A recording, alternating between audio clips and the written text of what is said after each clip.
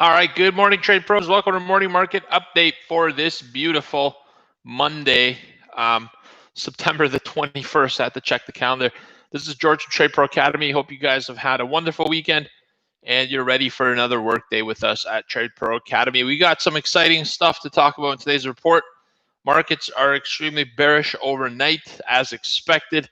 The trade pros, personally, myself, I know that for a fact, are positioned short to the downside. And we're going to see what we get through today's session. I think today could be a particularly ugly session as we're now down through some key support levels. And there really isn't any positive news to bring to you today that would cause a bit of a boost in the market. Let's talk about a few things. First and foremost, on Friday, legendary justice passed away. Ruth Bader Ginsburg on Friday took place. It was a really sad event. I really hate to see what's happened afterward. You know, how somebody's life and accomplishments has been politicized, and it's almost like, she hasn't really gotten the respect or the time needed for her family to cope with this. It's gotten kind of ugly, to be honest with you, but that's how it goes. Right? It set off a really high-stakes battle in the court system over whether to fill the vacancy of the Supreme Court before the election or not. All right, Donald Trump said he's going to nominate somebody this week, and he said it'll likely be a woman. And Democrats, understandably, are opposed to selecting a new justice, okay, because it's before the election. It's 45 days, I think, now that we're out. All right, and it's coming up, the election, really quickly. They're going to need the support of 4 Republican senators to get this done and to stop the nomination. They currently have 2. So this is open up for a pretty bitter battle. All right, here's the key effect of this, why it's important, why the market doesn't like it. It's because it's uncertainty. All right, what happens between a battle? A battle means there's unknown that's going to be priced into the market. Who knows how ugly this gets? And if you're long and you didn't take profit already, now we're below key support. Your technicals are saying there could be more selling. And now there's a heated situation that could lead to some ugly things taking place in the political side of things. Another reason to take profit. But the most important reason, the single biggest reason why this is bearish for the market, is because while the government's trying to figure out what to do with the Supreme Court justice, they're not working on the stimulus package. This pretty much kills the stimulus package before the election. All right, that's what the market is reacting to overnight. They're saying, hey, look, if this is what they're fighting about, they're not fighting about giving more money to the market. Our equity's overdone if that's the case. Have we priced in stimulus being added into the economy, another stimulus package? All right, and all this is happening 45 days before an election. So if you're an institutional trader who thinks, the outcome of the election isn't going to be known, this could be a messy one, I'm going to either get out of some long stock or I'm going to short to protect my portfolio, to hedge out my downside risk. Whether you're selling a long position or opening a short to protect the portfolio, that's selling. And that's why you're seeing so much selling overnight. And I think in the U.S. session, it could get progressively worse if we spill below these overnight lows at 47.25 on the ES. All right. In other news, I mean, that alone is enough to cause a lot of I can't talk this morning. That's okay. That's alone is enough to cause a lot of volatility and unease and nervous traders and investors. But here's another thing. All right, bank shares this morning are taking a substantial hit as a report was published over the weekend. Okay, that said that more than $2 trillion US in transactions was laundered over almost a 20-year period. Okay, that's a significant amount of money. All right, and they flagged those transactions as possible money laundering transactions. Shares in Deutsche Bank are down 7.5% this morning on this news. HSBC fell to a 25-year low. All right, those are 2 companies that are very international and very involved in the money laundering scheme. It's an allegation. So Deutsche Bank and HSBC, that's an opinion. It's not, we don't really know until the investigation's over, but they've been embezzled in a lot of it already. So it isn't actually an opinion. It's more so fact. All right. Here's the other thing. In the U.S., JP Morgan was one of those banks that was also flagged. So they're going to be down a significant amount this morning. Between 2012 and 2015, all right, 9 big banks paid a total of $20 billion in fines for money laundering. So it's not like this money laundering probe is something that's news to anyone. All right, they've already been confirmed to have broken the law in money laundering by virtue of paying a fine. If you ain't guilty, you're not going to pay a fine, all right, because of the damage that does in the public to your brand.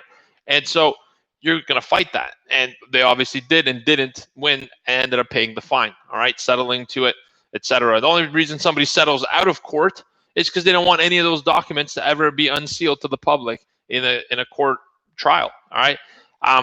That's big news. That alone is enough to kind of push and suppress the performance of markets. I think we got a spill coming here. I think what we've currently seen is the beginning of a potential downward move.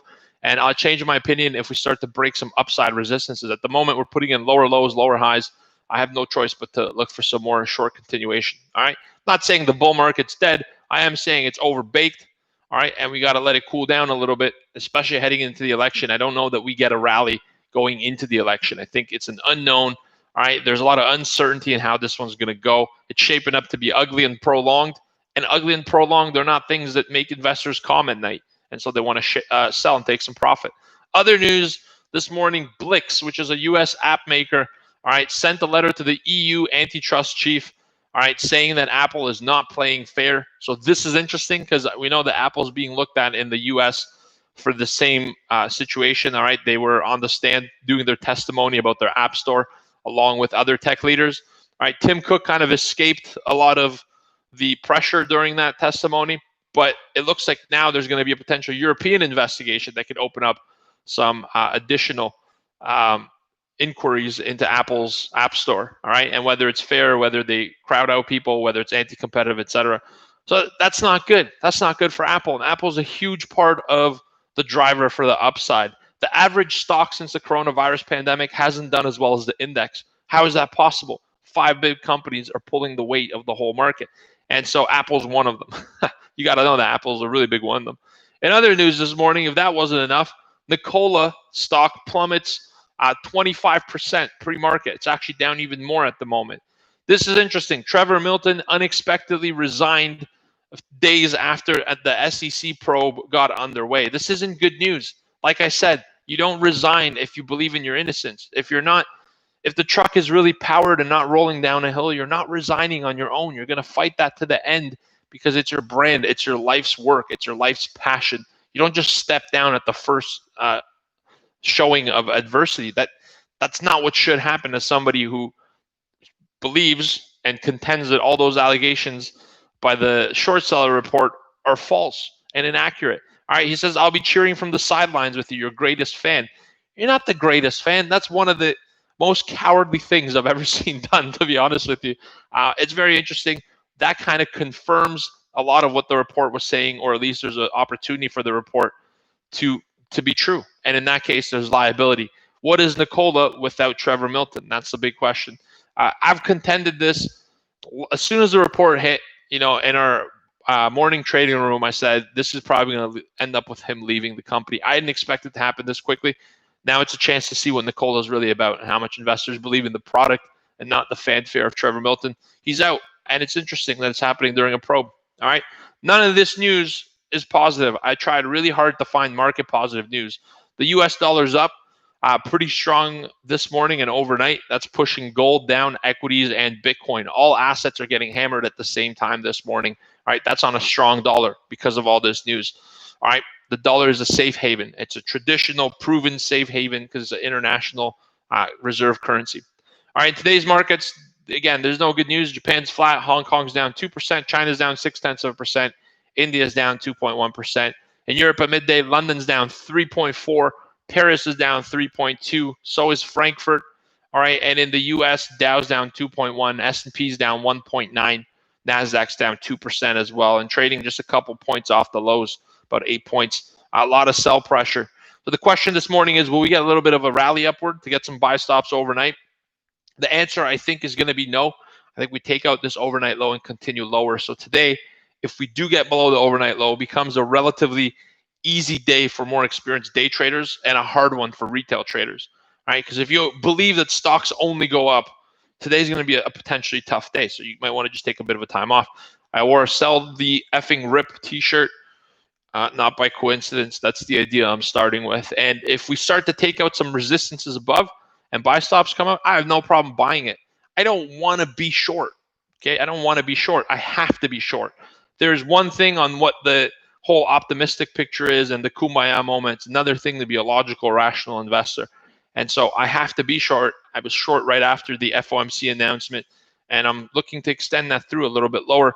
It's just, I think it's a pullback to the greater overall move. And if you're feeling pain right now, you probably bought the top, and that's what we kind of try really hard to do at TradePro Academy. I won't give you a signal when to buy. We do trade ideas. It's not a signal service. No professional trader needs a signal to trade. All right. But what we do is try to avoid or help people not get into positions that hurt them. And think about this. If you eliminated 80% of your losses, you'd probably be profitable. All right. If you're having a hard time.